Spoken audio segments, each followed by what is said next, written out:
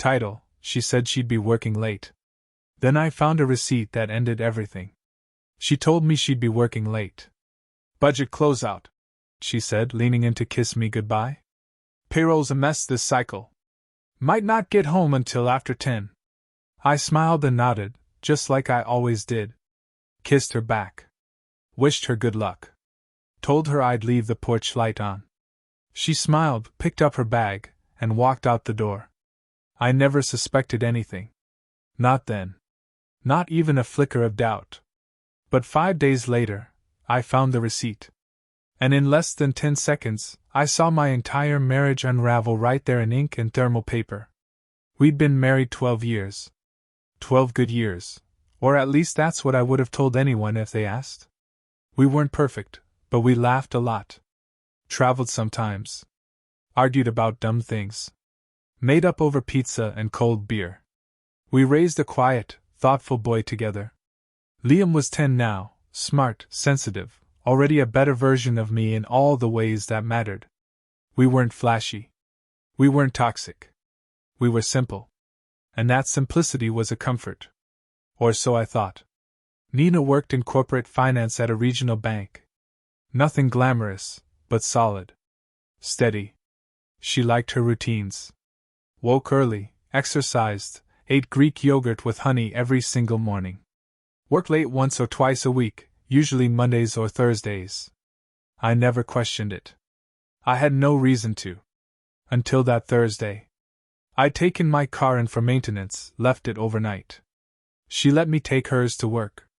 Keys were on the counter like always. I grabbed them, kissed her goodbye while she made coffee. "I'll swing by after work and get the Civic," I said. "Perfect," she smiled. Gas tank's low, by the way. I drove to work.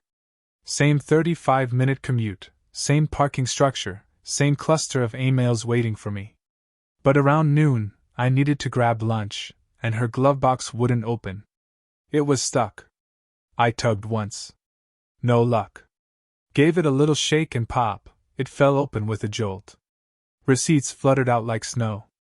She always kept them. I always joked about it. "One day you'll be buried in CVS tape," I'd tease.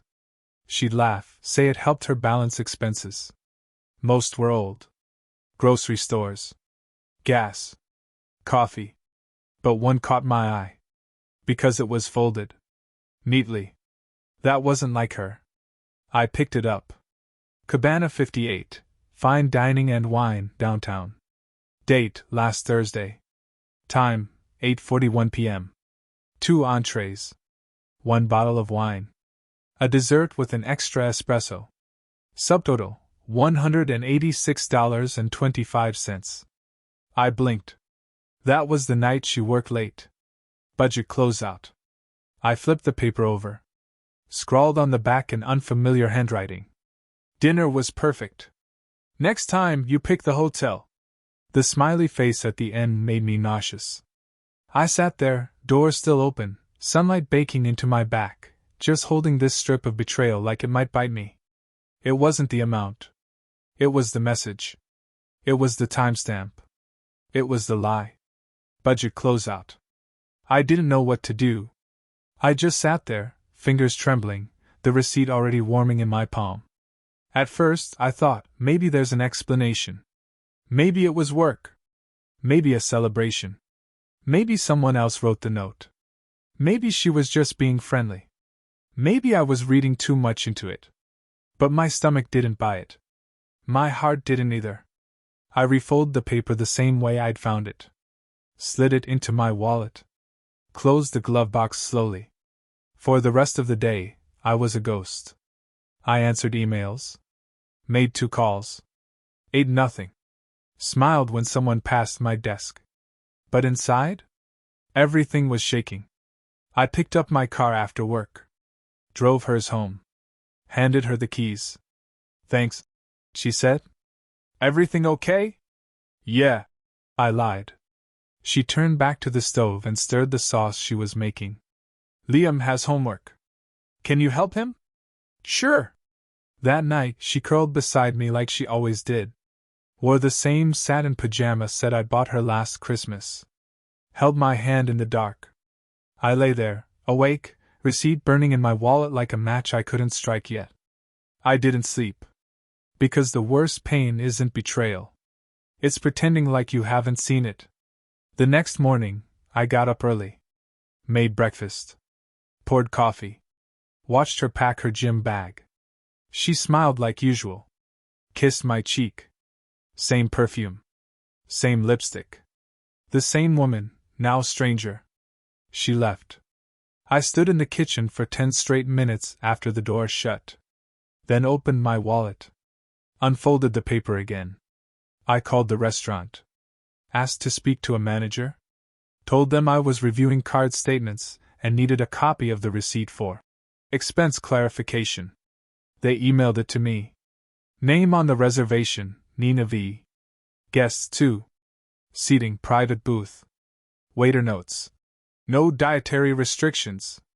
Celebratory mood. Guest requested candle for dessert.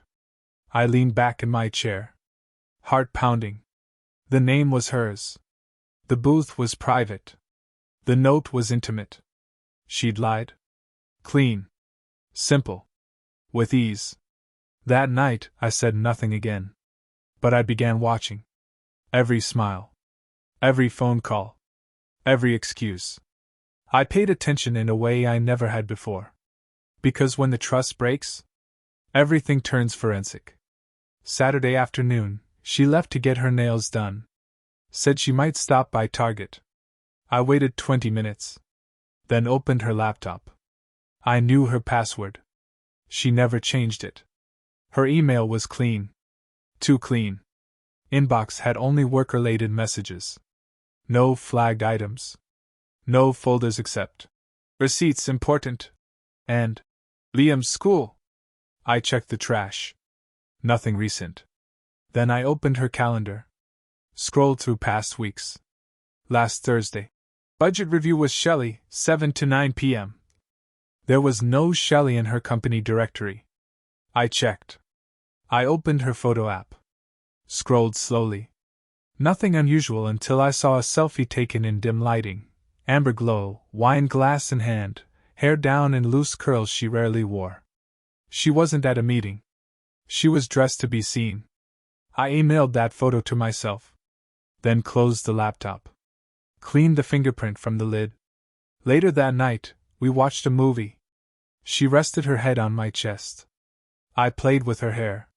She whispered, "I love you." I said it back. And I hated how natural the lie felt coming out of my mouth. The next day, she was texting someone while stirring a pot of soup. I walked behind her and glimpsed the name, D. No last name. Just a letter. She saw me look and shifted the screen. "You're quiet lately," she said. "Just tired. You okay?" "Yeah." But I wasn't. Because I'd seen enough to know I was being replaced one dinner, one secret message, one fake meeting at a time. I didn't explode. I didn't confront. I planned. Because sometimes the best revenge is not in the noise. It's in the exit. And I was already halfway out the door. It's strange what you notice once you stop trusting someone. The way their voice rises half a pitch when they lie. The way their eyes don't meet yours when they talk about their day. The way their smile lingers a second too long, as if overcompensating for the fact that they're slowly erasing you. I started paying attention to all of it. It had been 3 days since I called the restaurant and got the confirmation I already knew in my bones. 3 days since I'd seen the candlelit selfie she took during the budget review with Shelley. 3 days since I kissed her and told her I loved her like we weren't living in a house with a fault line running straight through the kitchen floor. She didn't suspect a thing. That was the most surreal part. She still smiled. Still leaned into me on the couch. Still asked about my day, touched my wrist when she wanted something, giggled when Liam told a dumb joke about dinosaurs. She played the part of a devoted wife like she was auditioning for a part she'd already won. But now, I was watching. Every movement. Every word. Every minute on the clock. That Friday, she left for work in a rush. Said she had back-to-back meetings. Told me not to wait up. Her hair was curled. She wore the blouse I once said made her eyes pop. And the perfume, a deeper one, not the everyday scent. After she left, I checked the garage cam I'd installed 2 years ago and almost forgotten about. She wasn't going to the office. Not yet. She stopped 4 miles away, outside a gated apartment complex. Sat there for 12 minutes. Then turned around and drove downtown. Later that night she said she'd been stuck at the office late. I swear, she said, eyes wide, feigned exhaustion painted across her cheeks. We've got this new system, and the training rollout is chaos. I nodded. Sounds like a nightmare. She looked relieved I didn't press. The next morning, I bought a new notebook. Not digital. Paper. Something I could hide between books, somewhere safe. I wrote the date at the top and started logging. Friday. 7:53 a.m., leaves for work. Stops at 8:22 a.m. at complex name. Waits. 8:34 a.m. drives downtown. Logs off email at 4:49 p.m. Late meeting, story. I wrote everything in small, deliberate print. It felt methodical. Like documenting something I no longer had the power to stop but could no longer ignore. Over the next week, I added more. Her office calendar showed one thing. Her phone location told a different story. She deleted texts quickly now. Always face down. Turned on Do Not Disturb more often. Changed her phone passcode. That told me everything. She was cleaning her trail. But not well enough. One night, I told her I was meeting a friend from college. I didn't. I parked outside the same apartment complex. Waited across the street in the shadow of a closed yoga studio. At 6:17 p.m., I saw her car pull in. She was smiling as she walked through the gate. She didn't come out for over 2 hours. When she finally did, she looked lighter. And I hated how beautiful she looked in that moment. I didn't cry. I didn't scream. I took a photo. Added it to the folder. The next morning, I kissed her on the cheek and made her coffee. Extra honey. Just the way she liked it. She kissed me back and called me sweet. And I felt like I was performing in a play I never auditioned for. I stopped sleeping properly. My appetite disappeared. But I couldn't stop watching. Liam started noticing. Dad, he said one night, you look tired. I'm just working a lot, buddy. You and Mom okay? The question hit harder than I expected. I forced a smile. Yeah. We're fine. Because what else could I say? That his mom was sneaking off to kiss someone else while I reheated dinner for him and folded laundry? That the woman he adored wasn't the same one I'd married? I couldn't break his heart. Not yet. Maybe not ever. The week after that, she left for a conference, 2 towns over. One night. Said she'd be with her department head. I already knew the hotel. I booked a room across the hall under a different name. Watched her through the peephole when she arrived. She wasn't alone. He checked in beside her. Taller than me. Neater beard. Business casual. Confident posture. The kind of man who probably says all the right things in all the right ways. She touched his arm as they walked to the elevator. I almost opened the door right then. Almost. But I didn't. Because I didn't want a confrontation. I wanted the truth to finish writing itself. In the room, I wrote down the time. Took another photo from the hallway. The door. The keycard reader blinking green. The next morning, she came home and kissed me. Long night, she said, dropping her bag by the door. I miss you, I replied. She smiled. And I realized something terrifying. She didn't feel guilty. She felt justified. That night, I couldn't sleep again.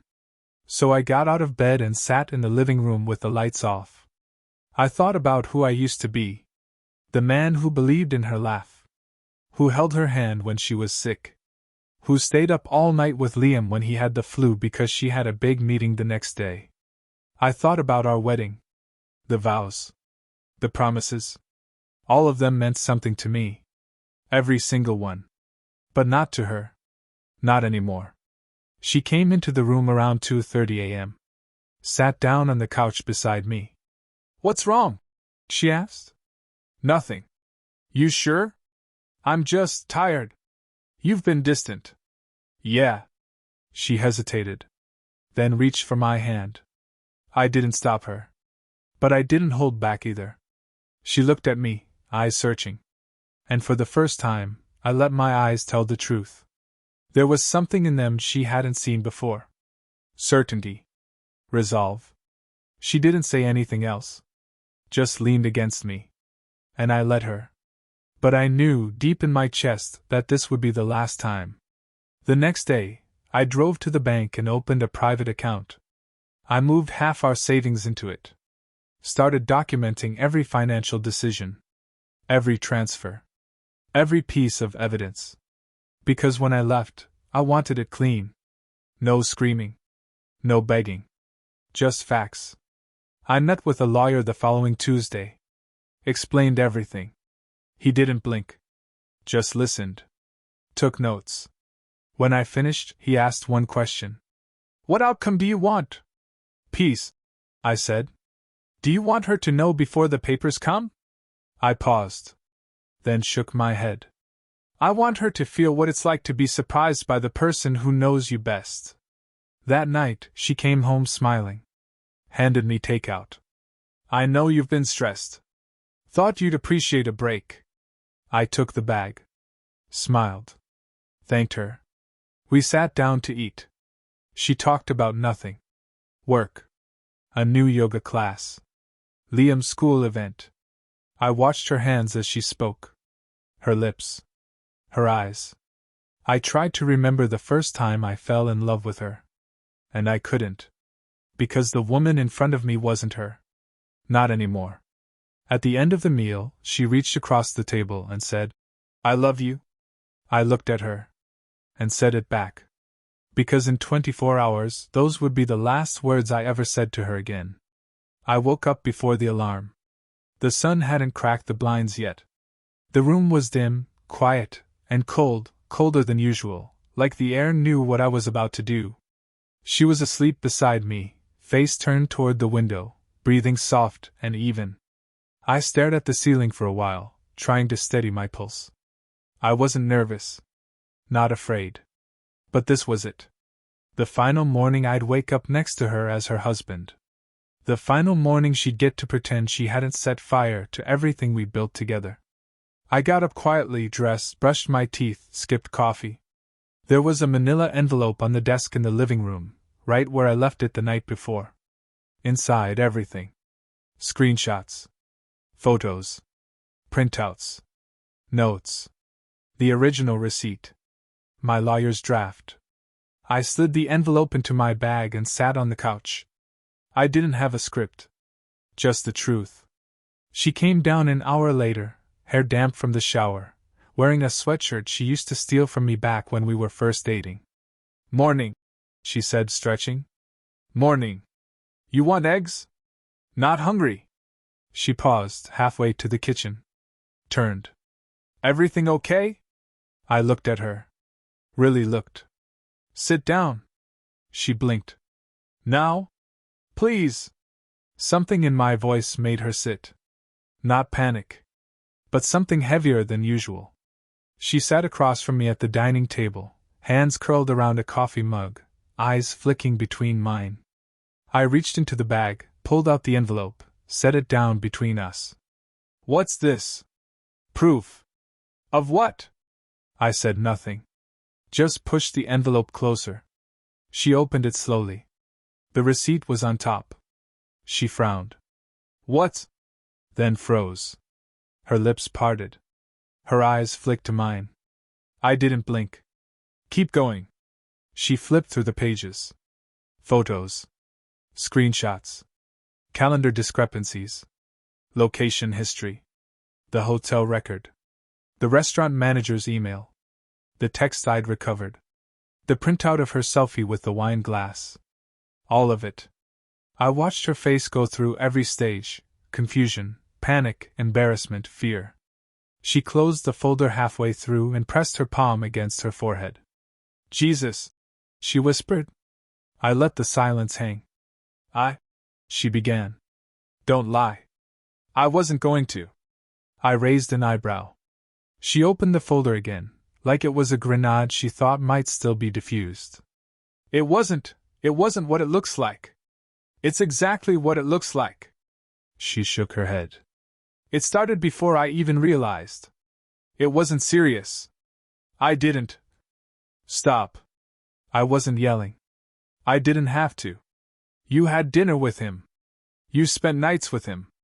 You kissed him, texted him, lied about where you were. You planned more. She didn't answer. Was it just him? I asked. She hesitated. Shook her head. No. I nodded slowly. Do you love him? I don't know. Do you love me? Yes. I think so. You think so? I messed up. No, I said. You didn't mess up. You decided. You knew. Every step of the way. Every night you came home and smiled like nothing happened. Every fake meeting. Every receipt you didn't throw away. I didn't want to hurt you. But you didn't care enough not to. Tears welled in her eyes. She reached across the table. I pulled my hand back. Her voice cracked. What happens now? I've already filed. She froze. Her face collapsed in on itself. You what? I've filed for divorce. You'll be served this week. She stood up. Walked a few steps. Turned. You're just ending this? You ended it. I'm just acknowledging the truth. I made a mistake. No. You made 100. She covered her face. I didn't think it would go this far. It already did. I didn't mean to fall out of love with you. And there it was. The truth inside the truth. She hadn't just betrayed me. She'd replaced me. Why didn't you say anything? I asked. I was scared. Of what? Of losing everything. But you risked it anyway. She sank into the chair. Sobbing now. But I felt nothing. Not because I hated her. But because I was finally empty. I gave you everything, I said. Every piece of me. And you treated it like a backup plan. She looked at me through wet lashes. I never stopped loving you. You stopped respecting me. That matters more. She tried again. Tried to shift. 12 years. You're just going to throw that away? You threw it away. I'm just the one picking up what's left. She stood again. Paced the room. Said nothing for a long time. Then turned. What about Liam? I'll tell him. You'll paint me like the villain. You did that all on your own. I don't want to lose him. Then you should have thought about that before you started sleeping with someone who wasn't his father. She sobbed harder. Collapsed back into the chair. Put her head on the table like it might hide her from the life she'd detonated. I watched her for a moment. Then stood. Gathered the papers. Slid them back into the folder. She didn't move. I'll be staying at a hotel tonight, I said. I'll be out by the end of the week. No. I stopped at the door. She looked up. Eyes red. Voice small. If I hadn't lied, if I'd told you the truth right away, would you have stayed? I looked at her. Felt nothing. And said, You never gave me the chance. The hotel room was nothing special. Beige curtains. A desk that wobbled slightly when you leaned on it. Thin pillows. A lamp with a flickering bulb. But that first night, it felt like the quietest place on earth. No perfume lingering in the hallway. No wine glasses clinking in the sink. No eyes watching my every move for clues to what I knew. Just silence. Just space. I lay on the bed, shoes still on, and stared at the ceiling for what must have been an hour. There was no anger left in me. I'd burned through that weeks ago. Now it was just an ache. The kind that wraps itself around your lungs and makes every breath feel like a decision. I ordered takeout, ate half of it, and fell asleep with the TV on. The next morning, I woke early and sat at the edge of the bed, thinking about everything that had led to this point. The late nights. The locked phone. The laughter that didn't include me. The receipt. The picture of her holding a wine glass in dim light, while I sat at home heating up leftovers. I pulled my phone from the nightstand and stared at her name in the contacts. Then I deleted it. I knew the number by heart. But still, it felt like a start. Later that day, I went back to the house. She wasn't home. I packed everything I needed. A few shirts. My laptop. A photo of Liam when he was 5, standing in a pumpkin patch grinning with one tooth missing. I left my key on the counter. When I walked out, I didn't look back. That night, she texted me. "I need to talk to you." I didn't respond. The next morning, another one. "Can we at least meet?" I didn't answer that one either. Then a call. I let it ring. She left a voicemail. "I don't know how to fix this. I don't even know where to start. But I can't breathe knowing I hurt you like this. Please talk to me." But what was there to say? She'd had months to tell me the truth. Instead, she built a new life in secret and kept me as her emotional wallpaper. I played the voicemail once. Then deleted it. 2 days later, I sat down with Liam. We were at the park. I brought sandwiches. He brought 2 action figures and a backpack full of books he never seemed to read but always carried. I waited until he finished his lunch. "Can I talk to you about something important?" I asked. He nodded. "Your mom and we're not going to be living together anymore." He blinked. Then stared at his shoes. "Are you getting divorced?" I took a breath. "Yes." He was quiet for a long time. Then, with a voice smaller than I'd ever heard from him. "Did I do something wrong?" God. That question could break you. I knelt in front of him. "No, buddy. No. You didn't do anything wrong. This isn't about you. This is something between your mom and me. But you still love her?" I thought about that. I used to. But sometimes people change. And when they stop being honest with each other, it hurts more to stay together than to walk away. "Is she mad at you?" "No," I said softly. "I think she's more mad at herself." He looked at me with those wide eyes. My eyes. "Will I still see you?" I smiled. "You'll see me all the time. That's a promise." He leaned into me. And for the first time in weeks, I cried. Not from betrayal, but from relief. Because now everything was out in the open. I dropped him off at school, then went back to the hotel. My lawyer called to confirm the paperwork was filed. Her response came through 2 days later. No contest. No attempt to fight it. No message. She just signed. That told me more than words ever could. 1 week later, she texted again. "I saw your post about Liam's science project. He looked so proud. I'm glad he's doing okay. I miss you." I stared at the screen for a long time. Then typed. "We both lost something. But you chose your side long before I chose mine." I hit send. Then blocked the number. That night I sat on the rooftop of my building. It wasn't fancy, just a few benches and a view of the city lights. But it was mine. I brought a notebook. Started writing again. Things I hadn't written in years. Thoughts. Letters I'd never sent. Poems that wouldn't win awards but helped me understand myself again. I wrote about Liam. About silence. About the way you can watch someone love you with their mouth while their heart's already packed a bag. Over the next few weeks, I started seeing friends again. Old college buddies. Coworkers. People who noticed something was off but hadn't wanted to say anything. I told them everything. Some were shocked. Most weren't. "She always had her own orbit," one of them said. I nodded. But I didn't blame them. I hadn't seen it either. At work, I poured myself into projects. Stayed late, but not to avoid home, because I finally cared again. I read books. Started running. Started cooking for myself again, real food, not just survival meals. And slowly, I stopped needing to check her social media. Stopped wondering if she was with him. Stopped needing to imagine what she felt when she found the papers. One afternoon, I stopped by Liam's school for a parent-teacher meeting. Afterward, we got ice cream. Sat on a bench outside the shop. He turned to me and said, "You smile more now." I looked at him.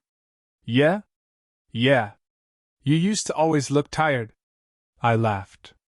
Maybe he was right. Later that night, as I was walking back home, I passed the cafe we used to go to. Out of habit, I glanced inside. And there she was. Sitting alone. She didn't see me. She was stirring tea, looking down at her phone. No one across the table. No laughter. Just her. And for a second I felt nothing. Not hate. Not longing. Just distance. I kept walking. Didn't go in. Didn't wave. Didn't stop. Because sometimes the best closure is no closure at all. Just knowing you survived. That you're still here. That you still know how to love, even if they didn't. I didn't look back through the window. I kept walking. Not because it hurt, but because it didn't. Seeing her sitting alone in that cafe, hands folded around a drink, eyes glued to a screen that wouldn't talk back, it didn't make me angry or nostalgic. It just reminded me how far I'd come. The weight she once held over me had evaporated in that one moment. She looked like a woman waiting for a version of herself that no longer existed. And I didn't need to be a part of that anymore. When I got home, I sat on the couch with a cup of tea. No TV. No music. Just the low hum of city life drifting in through the window. I looked around my apartment, modest, uncluttered, entirely mine. There was a kind of peace in knowing that every object in this space belonged to the man I'd become, not the one I'd been when she lied to me with a kiss on her way out the door. The next morning, I jogged my usual route before sunrise. The air was sharp, clean, not quite winter yet but trying.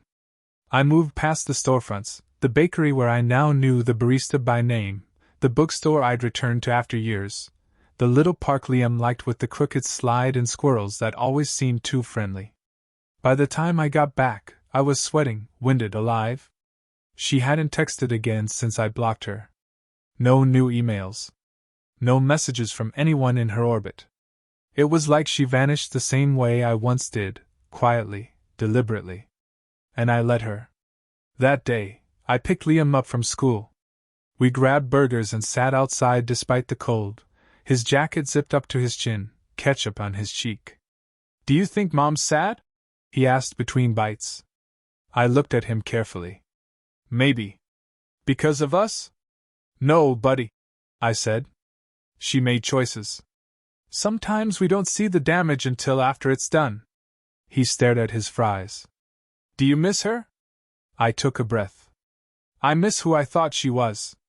But I'm glad we both know the truth now." He nodded like that made perfect sense. And maybe it did. To kids, things are often simpler than we give them credit for. Back at my place, we played video games until it was his bedtime. I tucked him in and kissed his forehead. "Are you happy now?" he asked sleepily. I sat on the edge of his bed. "I think I'm learning to be. One day at a time." "Good." He turned over. That was it. The conversation ended. But the moment stayed. Because it was the first time I answered that question honestly, and meant it. A week passed. Then two. Then one afternoon, I was at the bookstore flipping through a collection of essays when someone tapped my shoulder. It wasn't her. It was someone new. A woman I'd seen here before, usually with a coffee in one hand and a stack of paperbacks in the other. "I'm sorry," she said. "You were reading that last time, weren't you?" I looked at the book in my hand. "This one?" "Yeah," she said, smiling. "You left it by the register and I meant to return it, but forgot." I smiled back. "Thanks. You saved me a second search." She stuck out her hand. "I'm Danny. Nate." We talked for 15 minutes. Then another 15. She wasn't like Savannah.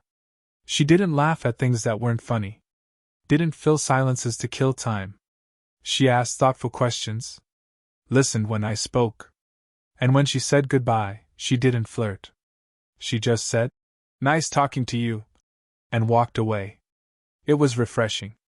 Later that night, I opened my notebook and wrote something I hadn't written in years.